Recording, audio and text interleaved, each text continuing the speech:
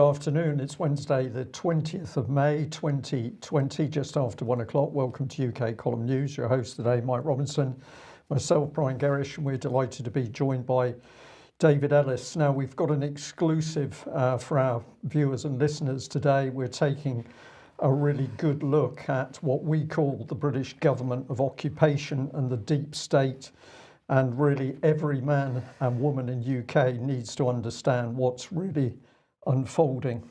I don't think I could put it any more bluntly than that, Mike. No, but just before we get on to that stuff, of course, the Office for National Statistics released its latest numbers yesterday. So just have a brief look at this situation now. So excess mortality in the red on screen, average deaths in the orange there, and we have what we think are the COVID deaths.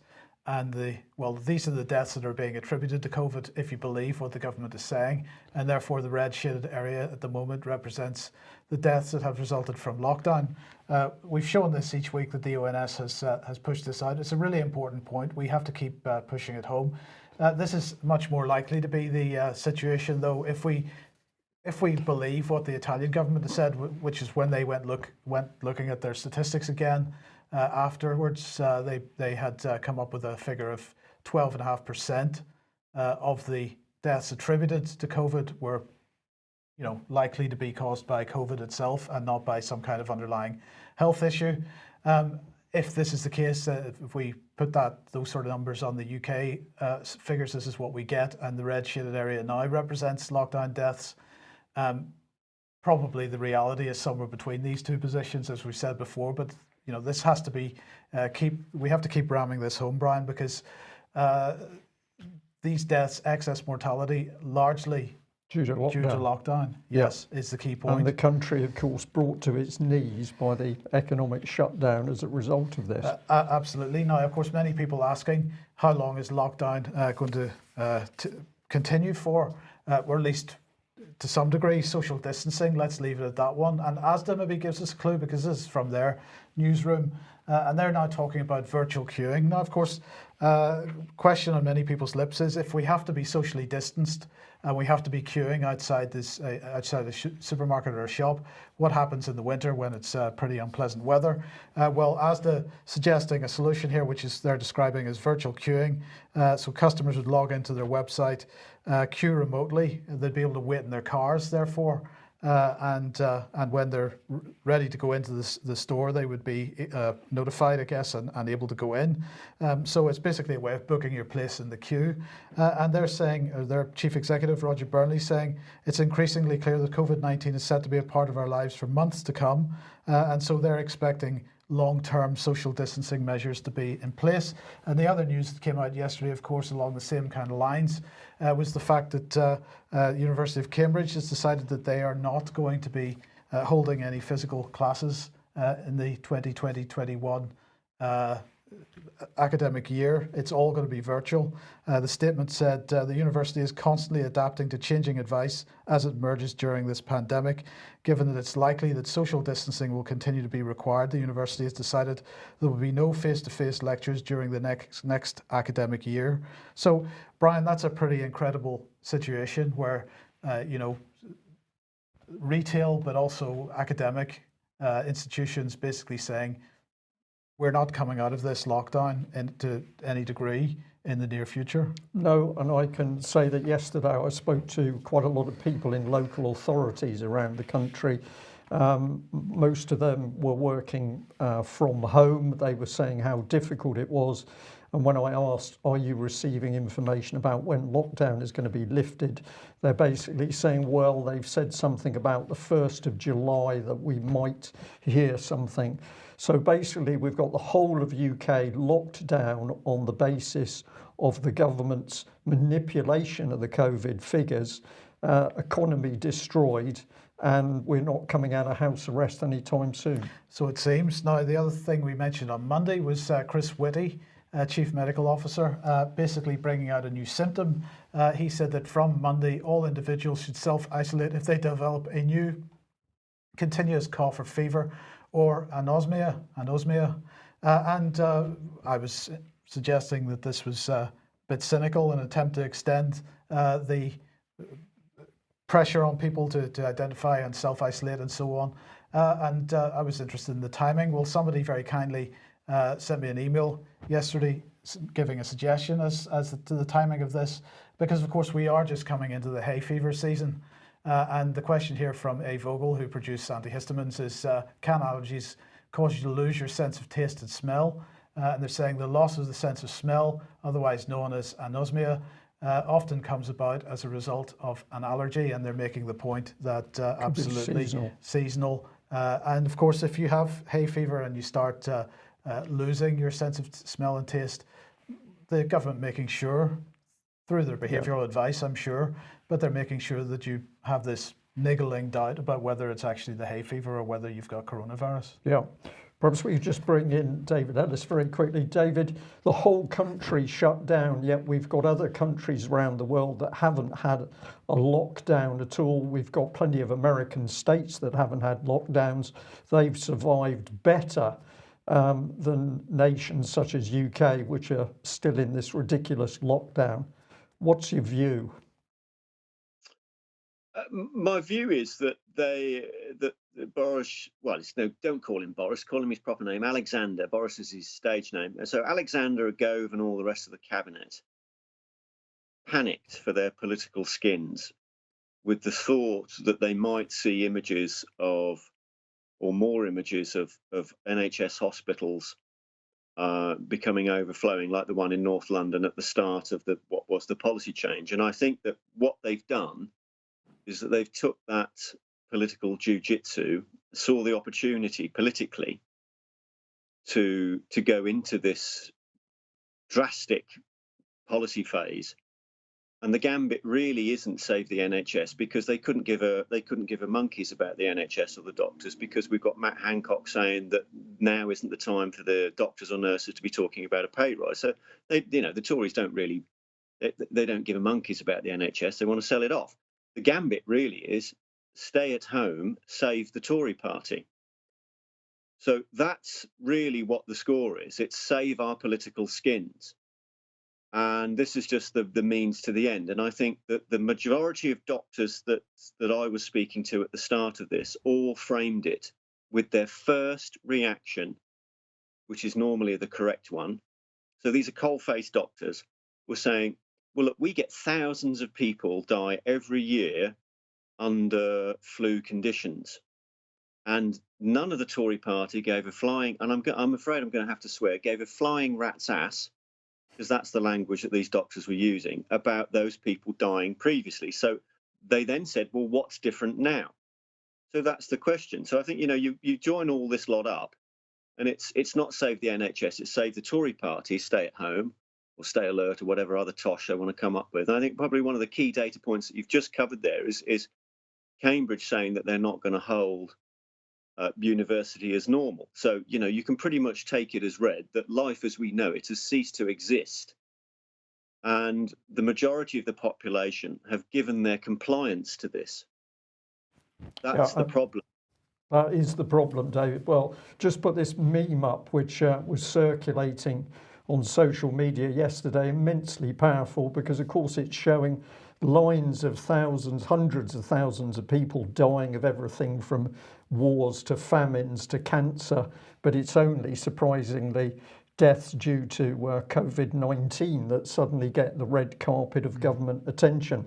Well, what has caused this government attention? You're suggesting that the Conservatives are defending themselves, and I'm sure that's part of the case, but we want to move into who is really governing the country, and we say that is a cabal, a government of occupation. Well, on Monday, again, we covered this from the Times.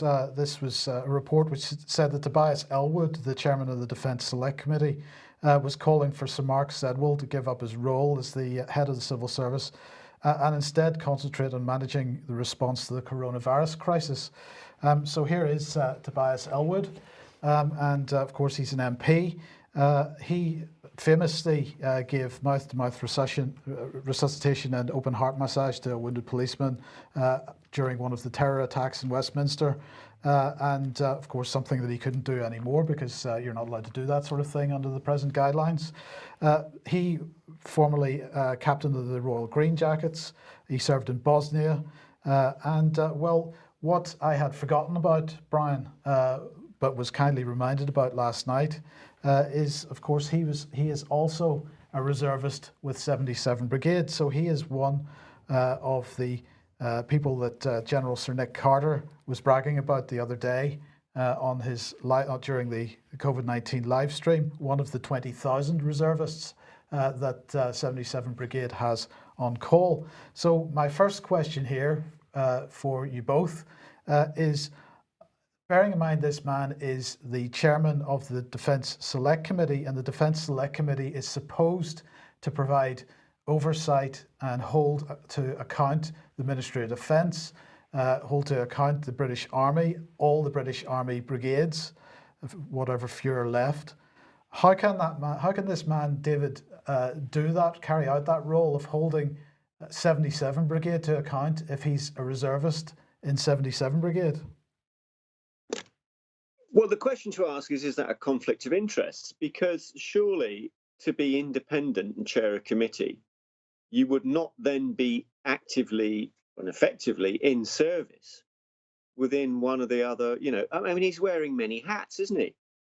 Absolutely, absolutely. How many hats is he wearing? If we want actual impartial oversight as a chair, as it stands at the moment, unless someone wants to explain, so I'm not prejudicing anything that comes up here, but he's in service, so he's at both ends of the job. Well, I'm sorry, that cannot be right.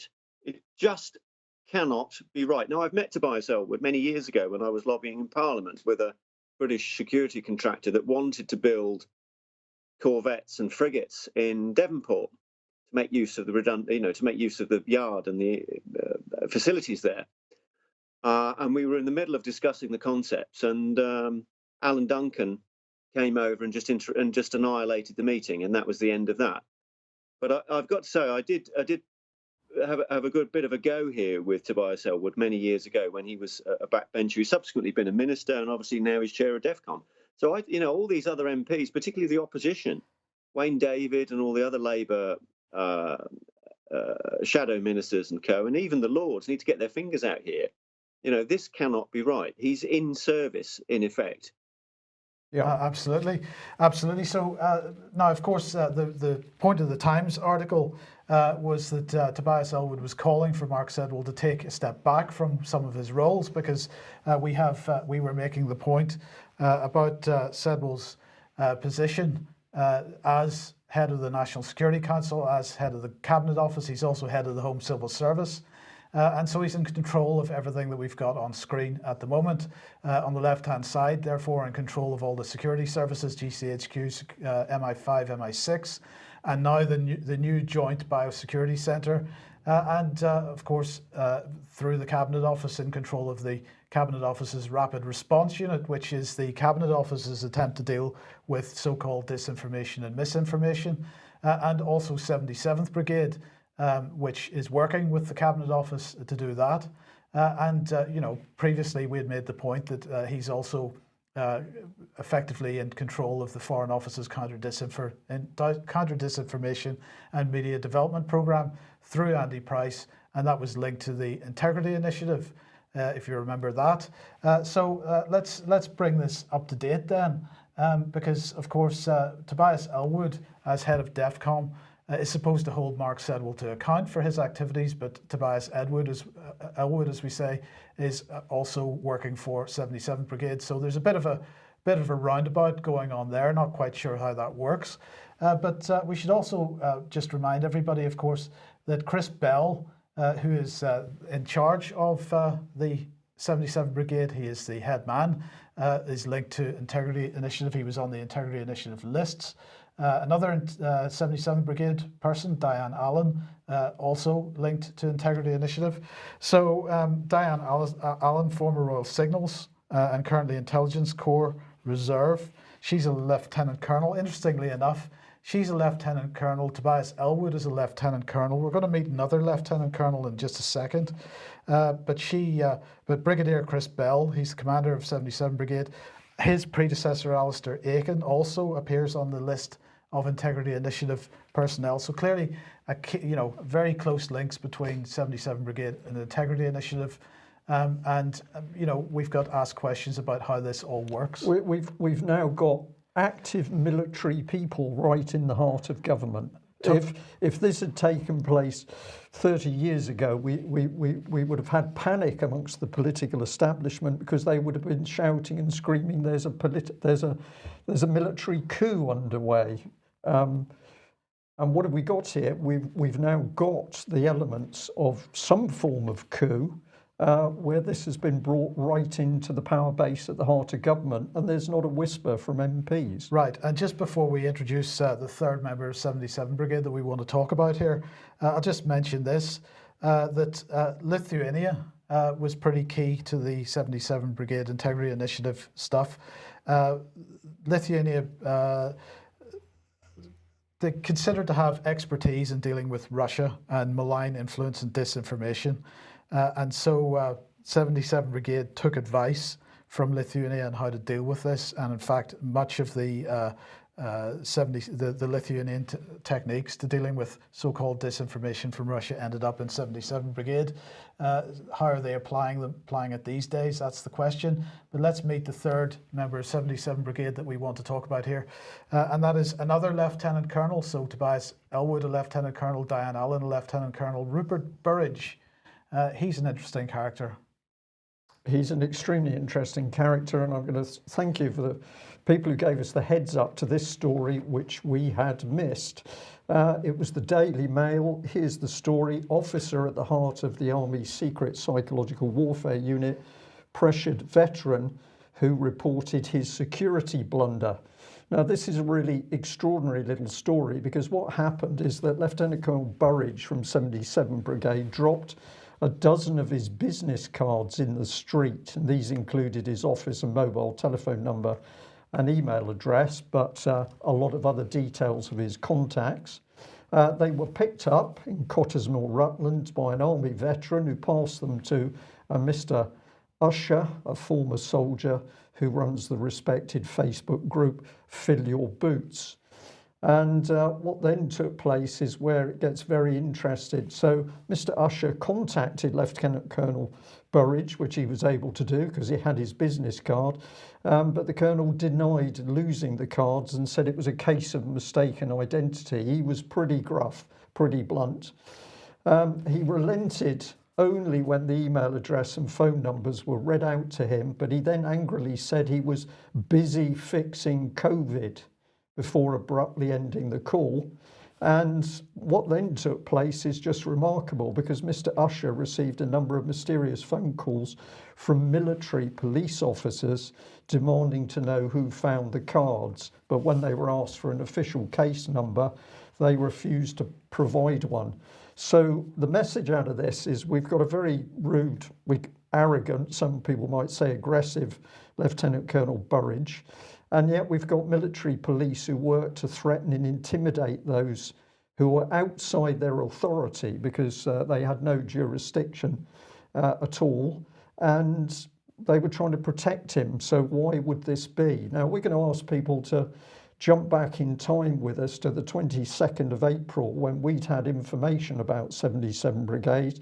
And let's remind ourselves what we were being told, that it was set up with much internal Army, MOD and Cabinet fanfare as the Army Information Warfare Unit, against external threats such as Russia, but also UK internal security threats. And the person said we were mega puffed up as the cream. So we can imagine this. People selected, come and join our new unit. You are going to be the creme of the creme. Highly structured, secretive operations with rooms within rooms on top of the basic military need to know. Regular Army personnel and reservists increasingly sidelined as organisations expanded via the Cabinet Office and links with outside agencies. This is the really dangerous stuff. Google, Twitter, Facebook and other unknowns working with 77 Brigade. and an influx of what was called IT geeks, unknown professional background and provenance, an adoption of informal, unmilitary operational conduct. So the person said that essentially they created a gang of people, a gang. And it went on. The regular army personnel were largely barred from the inner sanctum, except for the top few. Surveillance of public, private, social media sites and comment was expanded into ever-increasing areas of 77 Brigade interest. We need information on this person or that group.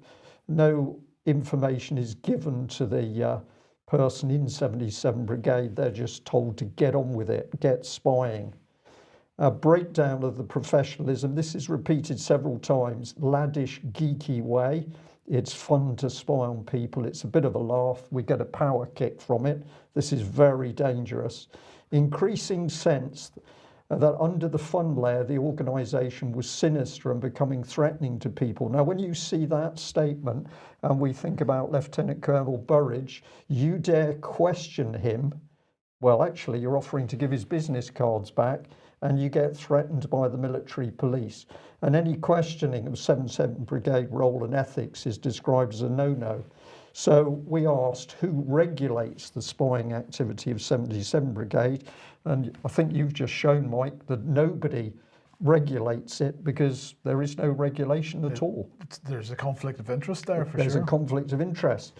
So let's put this gentleman back on screen. Now, something very interesting is there in the Daily Mail article, which probably a lot of people missed, but the story was spun to some extent by the Daily Mail. So this is one of the first paragraphs. Formed in 2015, 77 Brigade is based at Denison Barracks in Berkshire. It specialises in, quote, psychological warfare, including using Twitter and Facebook to challenge false claims. Is that what he meant by fixing COVID? Well, we'll ask that question at the end of the segment, Mike, so don't forget that one. General Sir Nick Carter, the Chief of the General Staff, last month revealed that 77 Brigade was being used to combat disinformation about the spread of the virus. The unit is understood to have teamed up with the security services to thwart Chinese and Russian online propaganda. So Daily Mail helping get back into the government line that anybody challenging what the government says about COVID-19 has got to be working for the Russians and the Chinese. And it's done here again. The Mail on Sunday revealed in December 2018 how 77 Brigade has been targeted by Russian state journalists. So basically the message that the Daily Mail is spinning is that the only people questioning UK COVID-19 policy are Russian and Chinese assets. And I think this was done in a calculated way by the Daily Mail.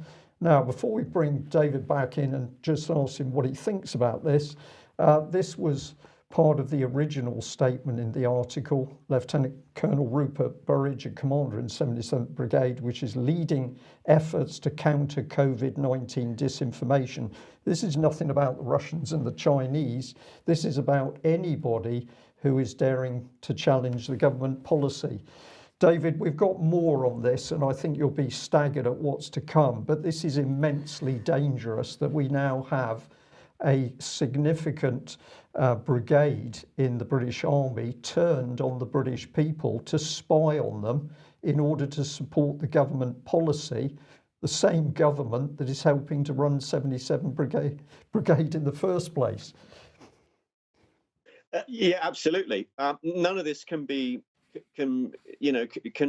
left unchallenged and unquestioned, because it's just, you just start off with the relationship between Ellwood and Sedwill. It's too close.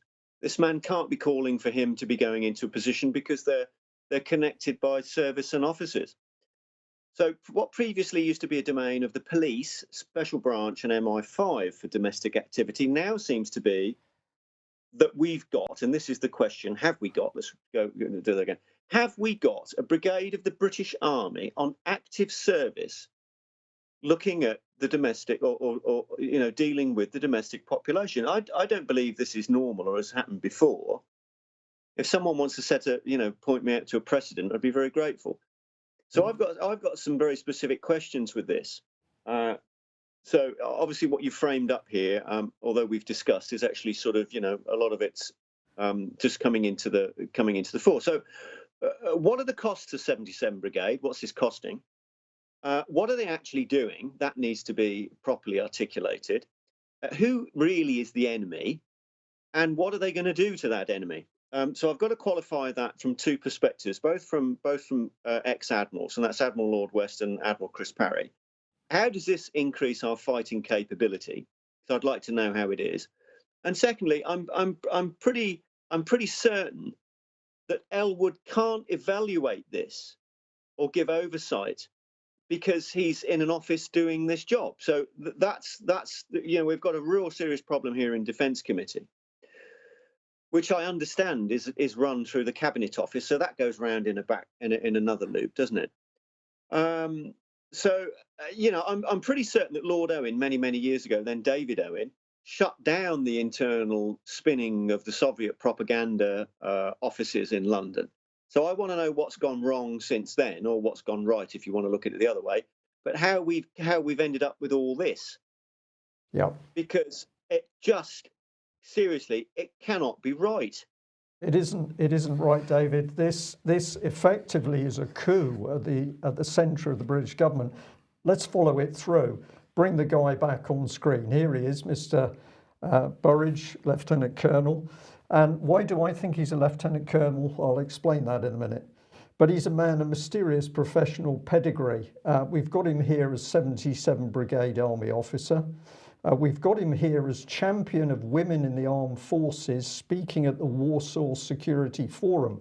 And if you start looking at what this man has been doing, David, he is all over the sorts of organisations we've been warning we're helping to build the European Defence Union. He is right amongst all that stuff. And you just say, what is this man doing? But let's bring this in, because you don't have to get too far into his professional history to see that he was conventions manager at the London School of Economics on women, peace and security. How does that work? How does that work, Mike? Well, I'll show you how it works. Is he really a lieutenant colonel? Well, here's his LinkedIn page, and we discover that he hasn't yet been in the army for 3 years. Oh. So June 2017, we haven't quite got there. So this man has not been an army officer for 3 years, and yet he's a lieutenant colonel. Has he gone straight in as a lieutenant colonel? Either he's gone straight in, and my opinion is lieutenant colonel's about the highest rank you can give somebody without the fact they're going to make an idiot of themselves the moment they're asked a professional question to do with the military and the army. So you can just about get away with it as a lieutenant colonel. You wouldn't if you were much higher, and that's why so many of those guys that you've highlighted are lieutenant colonels.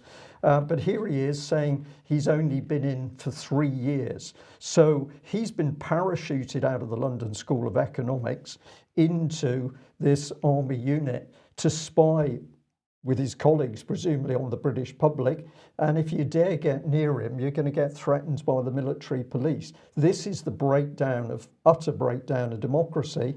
But we got more here, because people can check this for himself. Here it is, Dr. Rupert Burridge, SO1 Human Security at British Army.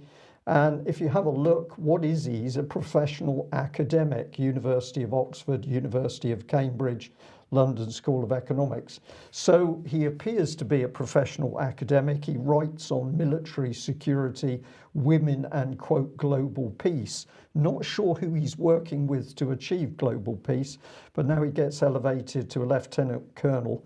But there's also some evidence that he may actually be a reservist, but he's obviously a little bit too shy of revealing that track. But yes, he said he's now fixing COVID. And how is he fixing COVID? Is he doing that by fixing anybody who dares challenge it? David, I'm going to bring you back in, because this is taking over what's left of democracy in UK. We don't know who these people are. We don't know who appointed them. We don't know what they're doing. As you said, we don't know the budgets. And they are now deciding who can and who cannot criticised the British government, not on military or security policy, but on what happens to our health in relation to a winter virus. Something very dangerous is going on here. It is very dangerous, because where we used to have separation of offices before, it seems that all that's gone. The oversight's gone. The MPs are not doing their job, as we've seen over and over again. They're silent on this issue, or blind, or they're just, they go into the House of Commons library and they get more blurb and they don't bother looking at it because the blurb's no good to start with. I mean, if you had to sort of take a snapshot and say, well, actually, is there more to this man? Is there another hat? That's my question. But I've got to say, from a sort of Mr. Putin or a Xi Jinping perspective, I just imagine they're just laughing.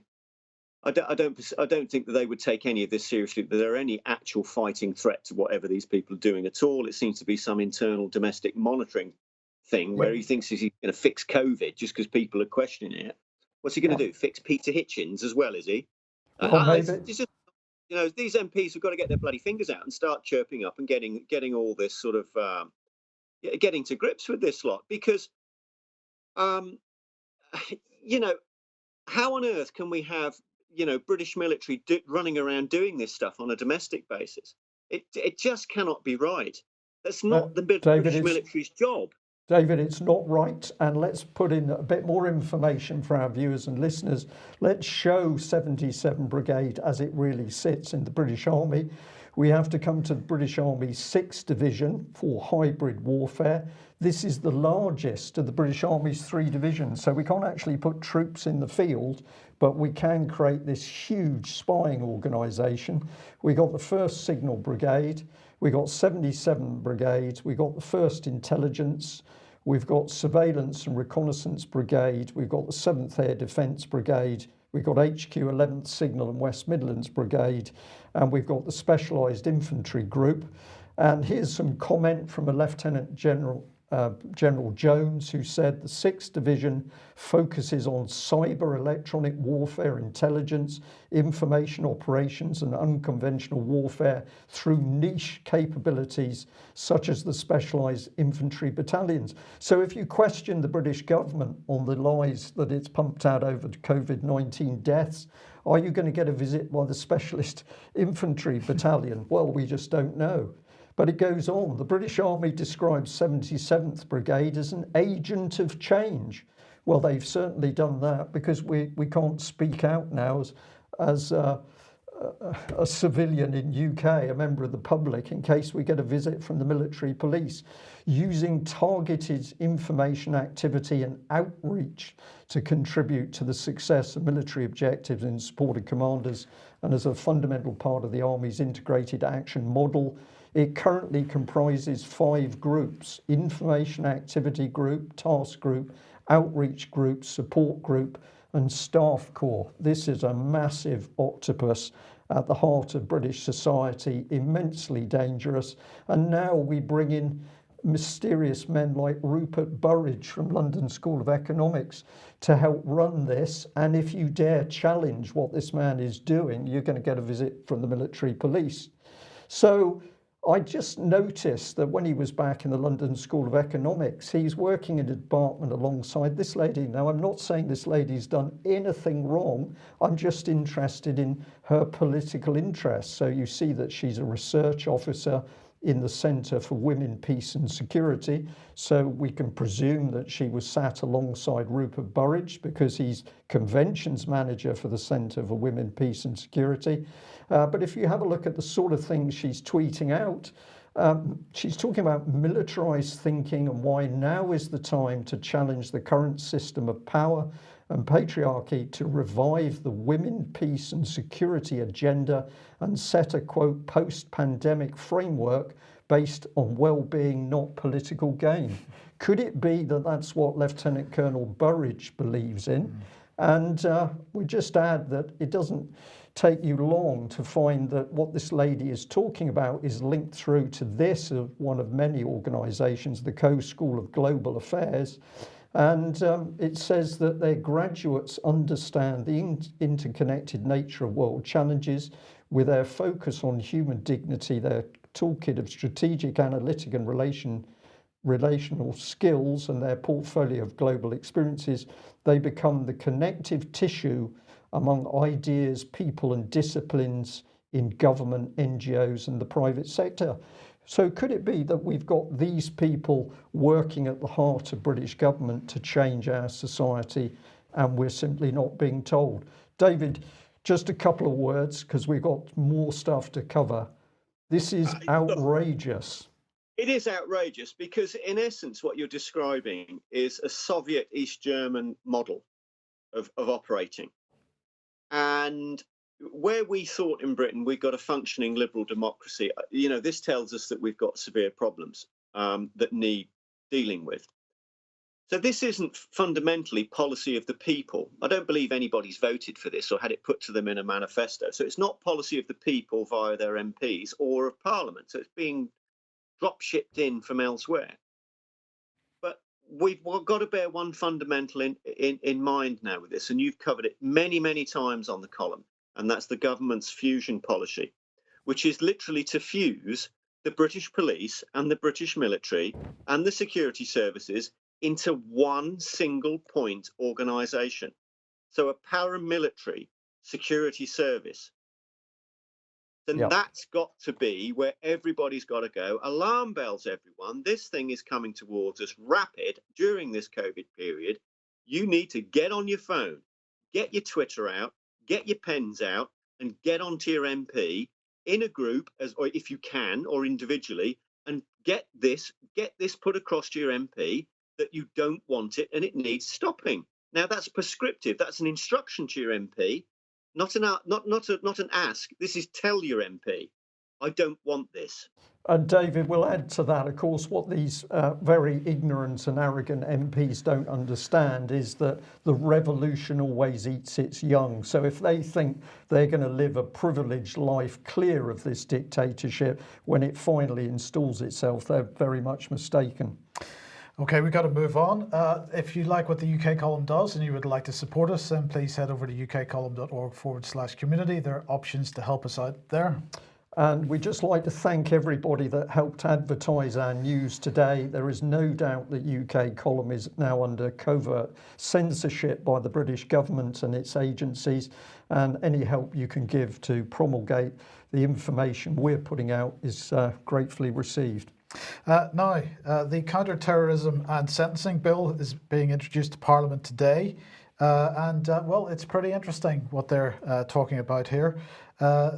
Mean terrorist offenders who do not receive an extended determinate sentence will no longer be eligible for a standard determinate sentence and will instead be sentenced to a sentence for offenders of particular concern.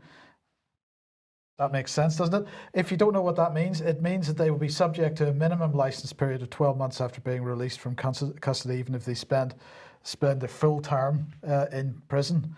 Now, this is what it's all about. Keeping people safe. Our first duty is to keep people safe. Doesn't matter how much of a dictatorship you're running, as long as people are kept safe, apparently. So they're saying the maximum penalty for the following offences will increase from 10 to 14 years. That's membership of a prescribed organisation, supporting a prescribed organisation, attending a place used for terrorist training. They say that this bill will bring in changes to the Terrorism Prevention and Investigation Measures Act 2011, and that will lower the standard of proof required for imposing a Terrorism Prevention and Investigation Measures notice. So the standard of proof is being lowered. That's fantastic. And it's going to specify new measures that can be applied to subjects who've received those notices and so on. But I think this was the bit that grabbed my attention, Brian. Let's bring it on screen. Amend the Counter-Terrorism Act 2008 so that a court can find any offence with a maximum penalty of more than 2 years to have a terrorist connection. Right? Any offence that has a maximum penalty of more than 2 years can now, if this bill passes as it becomes an act, now be considered to have a terrorist connection, whether or not it seems it's demonstrated that there's actually a terrorist connection. So, David, where do we go with that? Well, you put that together with your paramilitary force, and you have an absolute state, a very severe state monopoly on violence.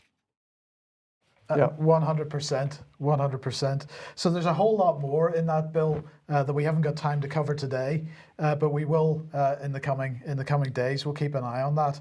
Now, in the meantime, let's move on to this. The United States, well, actually, over the last couple of days, the World Health Assembly has been taking place. This is a World Health Organization conference, and it began on Monday. And so Mike Pompeo, the Secretary of State for the United States, decided to release this press release, Taiwan's exclusion from the World Health Assembly.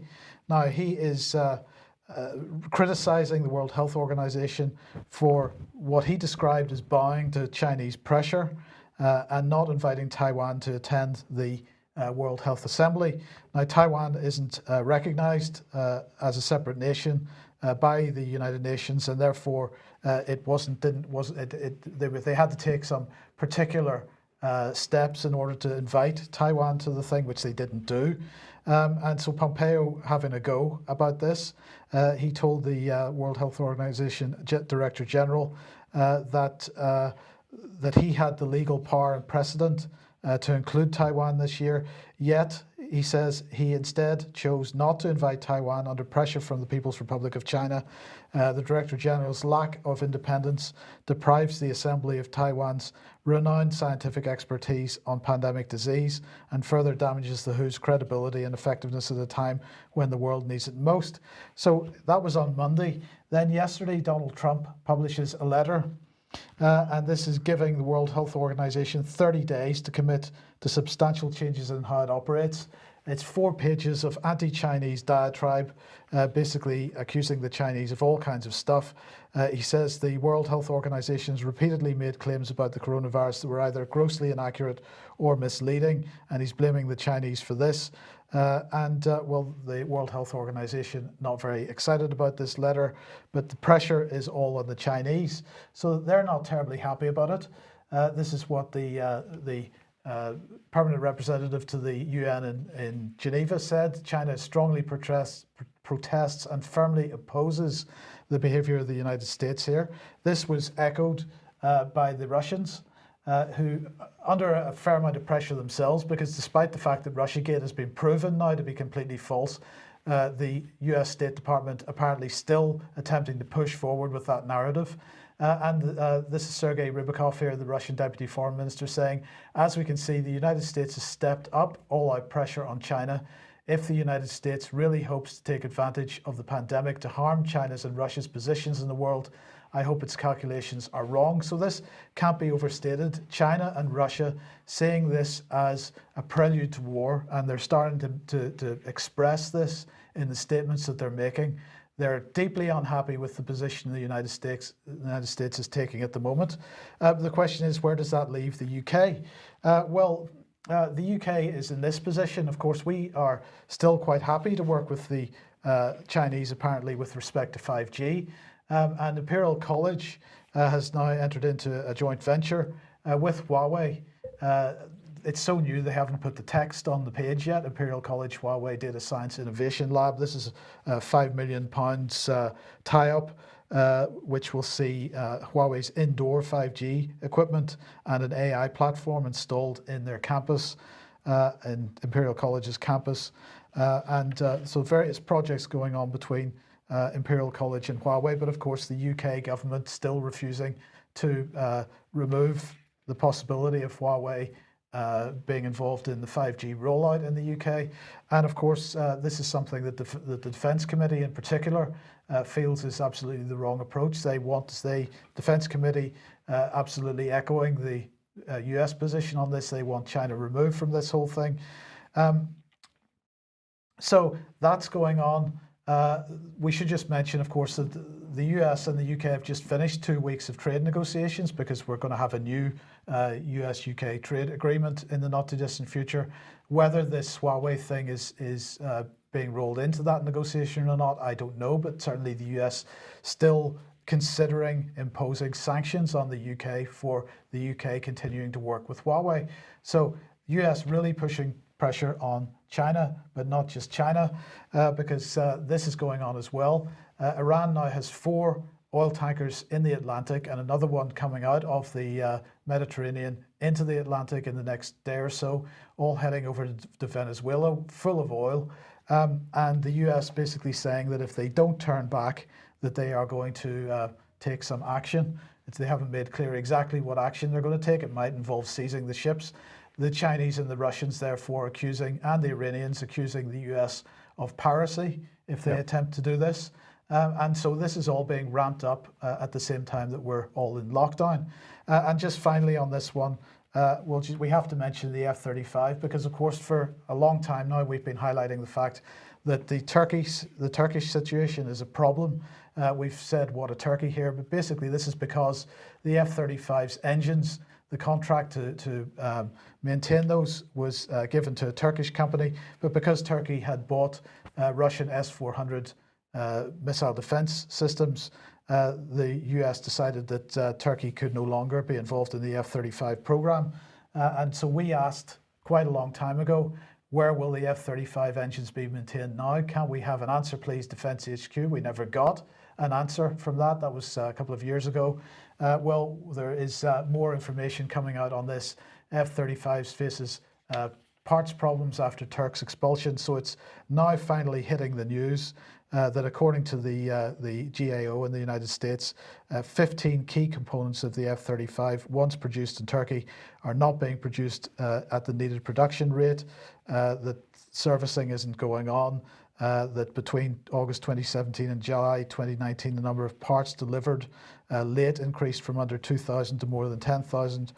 Roughly 60% of parts shortage attributable to 20 suppliers. So as we predicted, the F-35 program has not been able to make up the shortfall that has come about as a result of Turkey being expelled from the project. And of course, we're not hearing anything about this in UK press as the knock-on effect back to UK F-35s. It's just quietly pushed under the carpet. Yes, absolutely. And another thing that, well, in this case, it was David Ellis predicted this one or forecast this one, that Rolls-Royce were going to have to downsize. Well, COVID is being used as the excuse for downsizing now. So, sorry, I've got a chuckle on this one. You could not make this up. No. Could you? So we go from a winter flu virus to the fact that a major arms manufacturer can't function. Well, in this case, of course, this particular downsizing is going to be on the civilian side, but with fusion, who knows these days.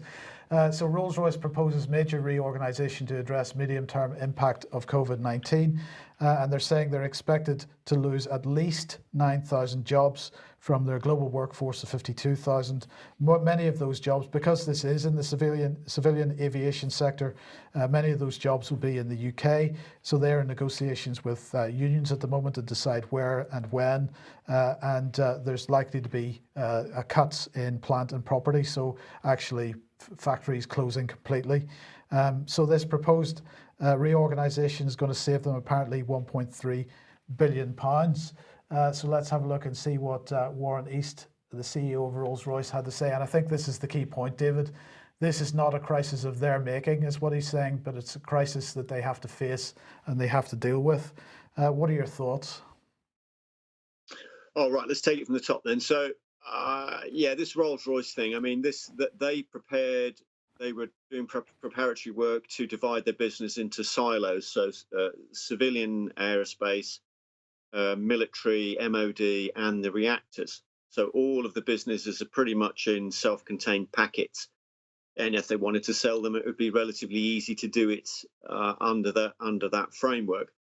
So let's start with your tweet, Mike, that you referred to. That needs retweeting for a start off because there's some questions to be asked there. So let's come at the F-35, where Rolls have got a bit of a hand with BAE in the engines and all the rest of it. Pierre Spray did actually say the F-35 was a turkey, and any nation that went to war with it would lose. So, this guy seems to know what he's talking about. Is there some substance to this? So I've got to say, right from the start with this COVID Chinese pretext, I was asking a lot of the senior officers, were we already at war with China and just didn't know it? And this is a form of the hybrid perpetual all means warfare. And this is why we've got all this 77 Brigade stuff going on. So there's that. But we've got some real key data points here with some Chinese stuff again. And I'll come on to the tankers in a minute. But Gordon Brown selling all the gold to China for 10 pence, right? We've got China involved with our domestic, or military piles, the FISMAT reactors. And now we've got 5G. You know, this big sort of Chinese gambit all the while. But, you know, we're potentially having all this pretext to war with China. Russia's getting involved. If there's a war, and this is what I'm stressing, is if there's a war with China now, the outcome will be global government. So let's just say that those 4 tankers go down there to China and there's some sort of military incident. What then happens? So this is the question. You know, this is where we are now under this kind of period. You know, this is deadly serious stuff.